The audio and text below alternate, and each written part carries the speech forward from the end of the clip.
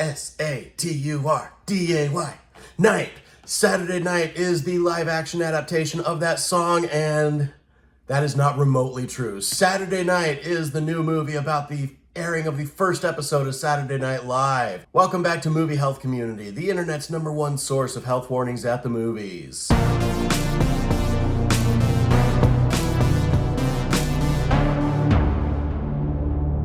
By the way, if it sounds like I'm sick, that is because I am sick.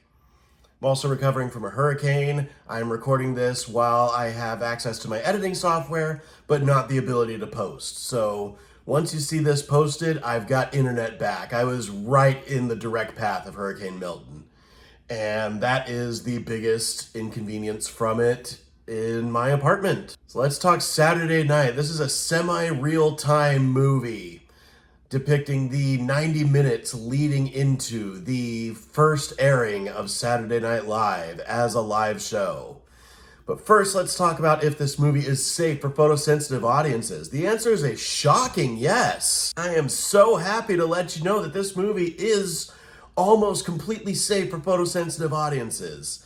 There's a scene where people are in an editing room and we see some old VHS style tracking effects. So that creates a bit of a small strobe effect when that happens. There is one scene where there are patterned lights and glittery dresses. And that scene is about as intense for photosensitive audiences as the party scene from Barbie from last year. If you can handle that movie, you can handle Saturday Night. We're going to give Saturday Night a 2 out of 10 for flashing lights. In terms of motion, it is worth noting that the camera is always handheld. It does shake sometimes, but never like as a deliberate move, more as a method to immerse you in the moment. But this movie is always moving, and it's always very busy, and so the camera is following a lot of rapid foot action. And then in terms of mental health, there is a brief rape joke. There is a point where somebody flashes people in a very unwelcome and visibly unwanted manner. And then the entire movie is just really chaotic. If you need a moment to breathe between scenes, Saturday Night doesn't really have that.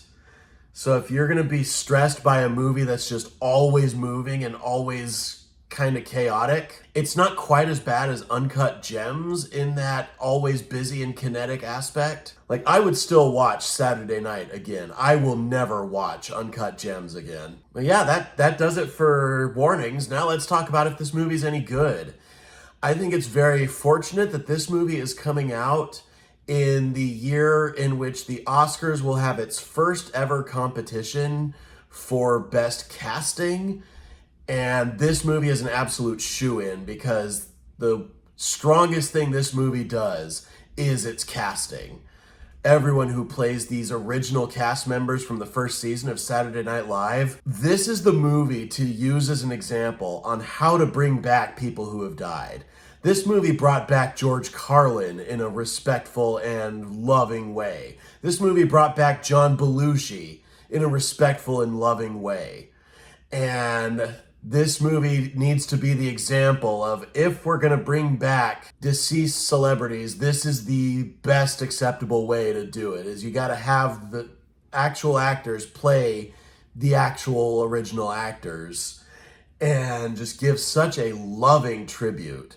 I got to say, though, this screenplay, as great as it is, this screenplay is not kind to Chevy Chase. So if you like Chevy Chase and don't want to see him get called out for a lot of his toxic behaviors as a performer, might want to sit this one out. But the guy who played him, I was completely taken. The guy who played Dan Aykroyd, I didn't even realize until afterwards that was the guy from The Maze Runner. I think is going to be the main focus of a lot of the most positive reviews of this movie, is just how good this cast was. Like, they reenact a couple of sketches and it really feels like these original performers are back. Now, this movie, based on the nature of how it's framed, it kind of drops you in the middle. There really isn't a solid beginning to the movie. Just kind of drops you in the middle of the action and just uses a few screenplay tricks to kind of get you up to speed on where everything is. And it feels very natural when it's telling what the stakes are and why the possibility of airing a rerun of Johnny Carson could be so devastating. Does a great job establishing why that would be such an enormous consequence. Just feels so natural. But then with this movie beginning very suddenly, it also feels like it ends very suddenly. Like, it felt kind of like they were building to a grand 10-minute finale, just celebrating these actors the same way that Bohemian Rhapsody ends with a 10-minute finale recreating the Live Aid concert. And yeah, this movie only does that for about 3 minutes. And then just very abruptly feels like it ends. Although the line that it ends on, I can't think of a better line it could have ended on. Yeah, when that line came up and it suddenly said, directed by Jason Reitman, I'm like, oh, that was the ending. Oh, okay, that is a good natural place to end the movie. It just didn't really feel like there was a climax or an act structure or a denouement after the climax. I still found myself really enjoying this movie and just being so impressed by the cast and how well they immersed me in 1975 and in the first season of Saturday Night Live. I'm going to give Saturday Night an A-.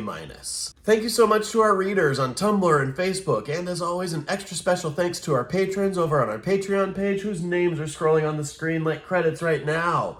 Special welcome to Pete, who just joined on our $5 tier this week.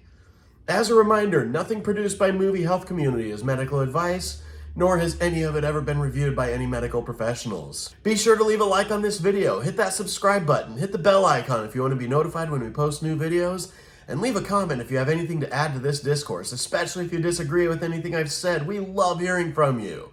And as always, stay safe at the movies.